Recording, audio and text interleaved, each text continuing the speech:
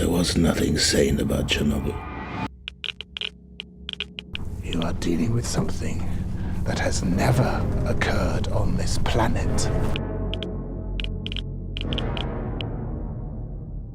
We love the Chernobyl miniseries so much, it almost made up for the season finale of Game of Thrones. Just kidding, nothing is that powerful.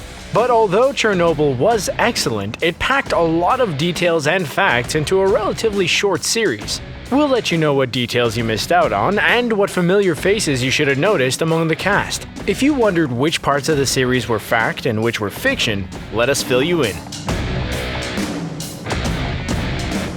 Everyone knows that Chernobyl is a historical drama miniseries produced by HBO. And if you're an HBO fan, you probably think Chernobyl had a better ending than their other hit show, Game of Thrones. They ask you how you are, you just have to say that you're fine. But if you watched both shows, you might have noticed a few familiar faces when you tuned into Chernobyl. Actor Donald Sumter played the role of Zarkov in Chernobyl, but he was also Maester Lewin in Game of Thrones. And it might surprise you to learn that both Zarkov and Maester Lewin are fictional characters.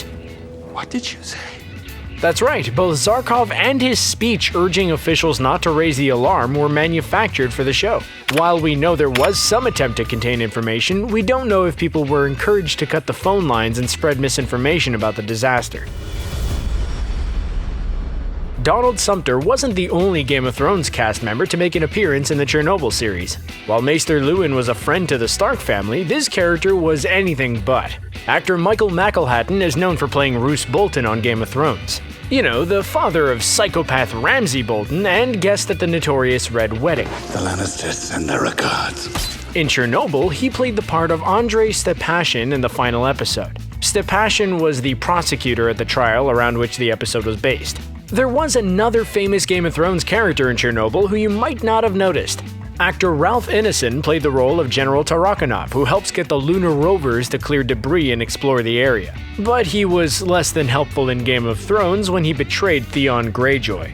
At least it happened back when Theon was kind of the worst.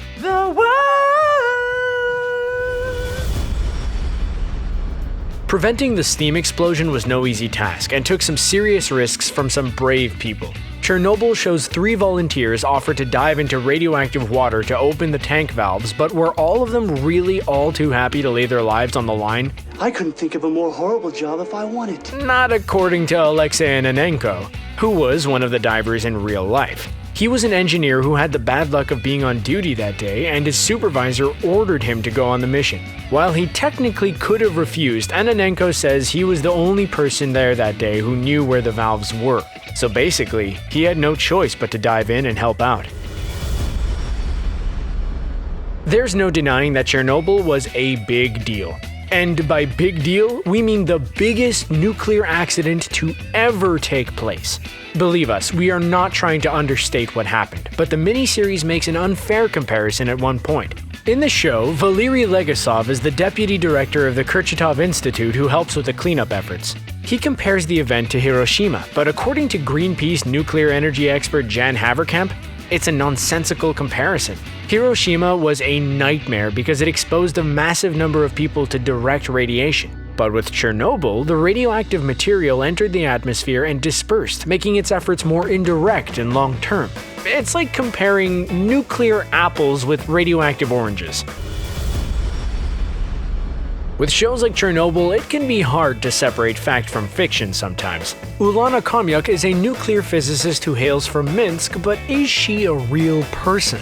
Well, the answer to that is kind of.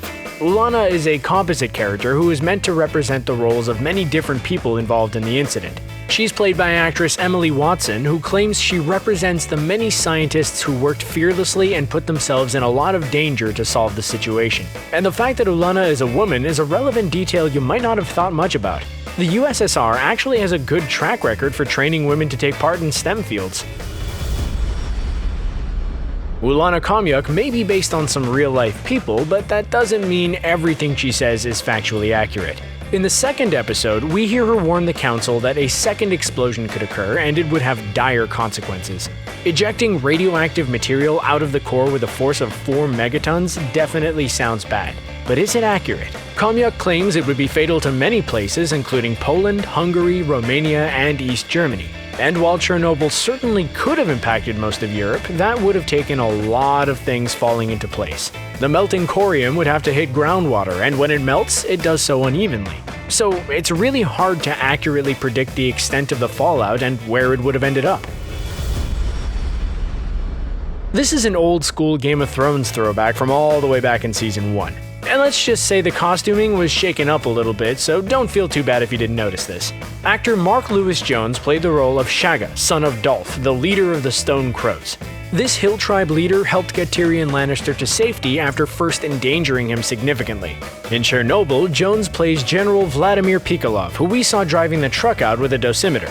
Unlike many of the fictional characters and events, we saw in the series Pikolov was a real Soviet general who was in charge of specialized military forces at Chernobyl. He earned the title Hero of the Soviet Union thanks to his part in this catastrophe.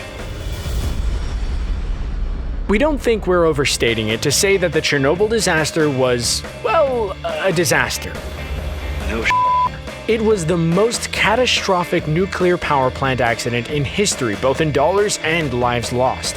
So needless to say, it's really hard to inject a show like Chernobyl with moments of levity, but the showrunners tried anyway. At one point, the miners digging in the tunnel beneath Unit 3 start taking off their clothes to cope with the increasing heat. This seemed like something so specific it had to be true, but according to writer Craig Mazin, it might not be. There were various accounts which disagreed on how much clothing was removed, but he just decided to have the actors go all the way. Craig Mazin definitely did his research when it came to putting together Chernobyl, but unfortunately, he ignored a lot of it. He claims to have consulted a book called Midnight in Chernobyl, written by journalist Adam Higginbottom. According to Higginbottom, Chernobyl exaggerated how the incident was handled by the Soviet government in the immediate aftermath. Within 36 hours of the explosion, reactor specialists left Moscow and arrived in Chernobyl to assess the situation. There wasn't anyone trying to blow the whistle on what really went down. Raising awareness of what had gone wrong did take Soviet scientists years of hard work, but it wasn't like it was depicted on the show. Silence is kind of a weird thing to talk about, but did you notice all of the little odd noises that showed up in the show when the dialogue was absent? What is that noise? You might be surprised to know that a ton of thought and care went into those small moments.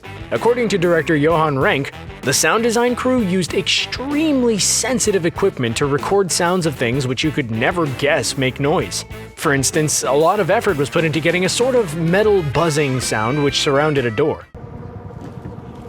Most of us don't stop to think about all the subtle atmospheric sounds which would occur in a place like Chernobyl, but that's why HBO doesn't hire us to create their series.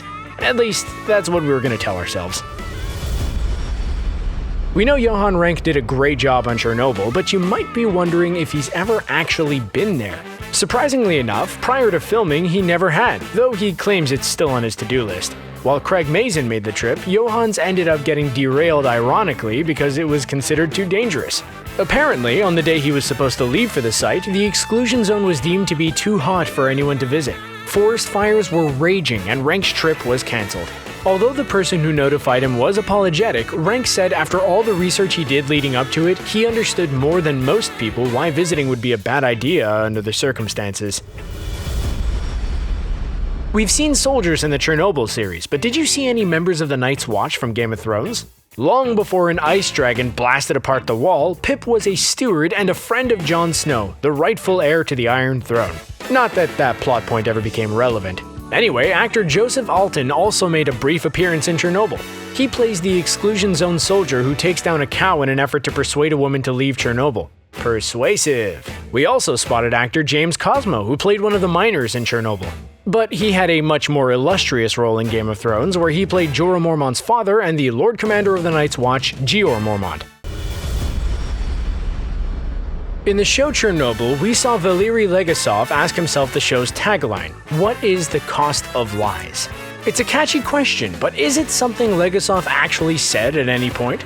Legasov really did take his own life one day after the second anniversary of the Chernobyl nuclear power plant disaster.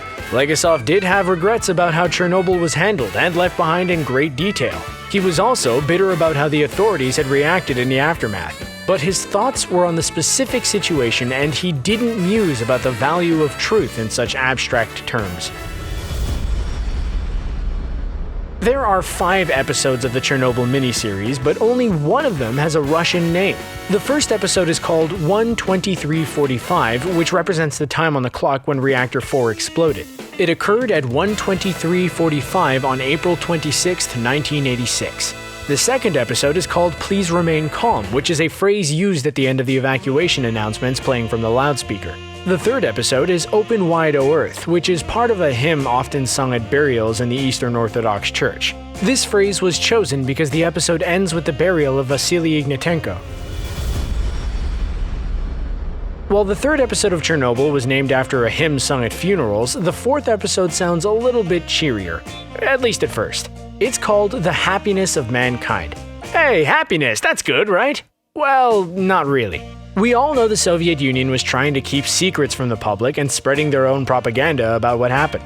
Some first-hand accounts recall them hanging up banners in local villages which said for the happiness of all of mankind.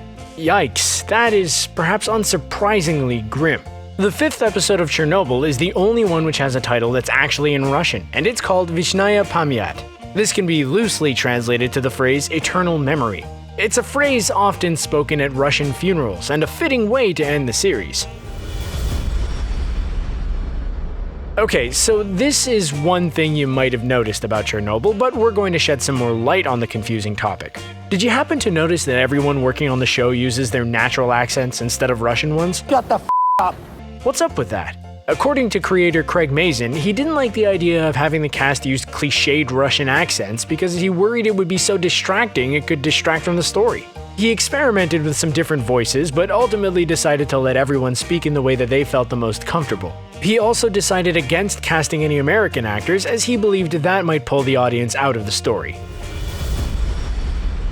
The actual Chernobyl was located in the town of Pripyat, found in the Ukraine. But the miniseries wasn't filmed on locations for reasons that are probably pretty obvious. So where was Chernobyl filmed? Most of it takes place at Chernobyl's sister power plant Ignalina, located in Lithuania. It's in the process of decommissioning, which made shooting difficult. There were also some pretty strict rules the cast and crew had to follow, such as handing over their passports to officials when they showed up on set. According to Craig Mazin, Lithuania had transformed a long time since the Soviet era, and it was interesting to transition parts of it back to the way they used to be for the purpose of filming. By now you might be wondering who this Craig Mazin guy is. You know, the one who wrote and created Chernobyl? Well, his resume is one you might find surprising based on the seriousness of this series. He wrote the third and fourth entries in the Scary Movie franchise, and he was also responsible for The Hangover Part 2 and The Hangover Part 3. He also co-wrote the sequel to Snow White and the Huntsman Winter's War.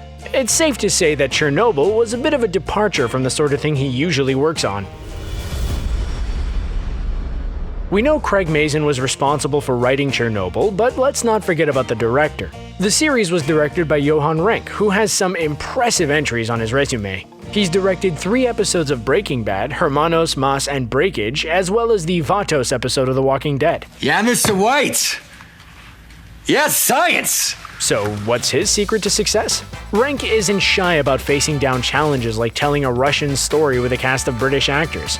But he claims the trick to making Chernobyl so compelling was the subtlety of the sound design. He learned never to underestimate the power of silence and tone to convey the severity and enduring nature of the Chernobyl disaster. According to Renck, his ultimate goal was to get viewers immersed in what was going on in the show instead of feeling like they were listening to a presentation. Here's another way back in the day character from Game of Thrones who we spotted again in Chernobyl. Being loyal to the Stark family is a liability in Westeros, and poor Jory Cassell was one of the first victims of Ned's insistence on doing the right thing. He was the captain of the guards to House Stark, who lost his life at the hands of Jaime Lannister in an effort to defend Ned Stark while at King's Landing. In Chernobyl, actor Jamie Sives plays Anatoly Sitnikov, who is the deputy chief operating engineer at Chernobyl who is sent to inspect the nuclear core. Reporting on the severity of the Chernobyl disaster has to be almost as much fun as serving Ned Stark. We all know that Theon Greyjoy didn't really live a charmed life in Game of Thrones, but before he became Reek, he really worked hard at being a hateable guy. Poor Alton Lannister wasn't nearly as hateable, and he didn't survive very long. He was fighting for the Lannister army when they went up against Robb Stark and was taken prisoner. He met his fate at the hands of his own cousin, Jaime Lannister, but the actor who portrayed him, Carl Davies, lives on. In fact, he showed up in Chernobyl as a senior reactor control engineer trainee at Chernobyl nuclear power plant named Victor. Not that this story had much of a happier ending. Of course, we all know that although Chernobyl was based on real events, it was dramatized in order to make it a series and not simply a documentary. According to Johan Renck himself, the most embellished part of the entire series was the trial. You sit on a throne of lies. He admits to taking some liberties with the event and admits that Legasov and Sherbina weren't there during the actual trial. The real event unfolded much more slowly over multiple cases.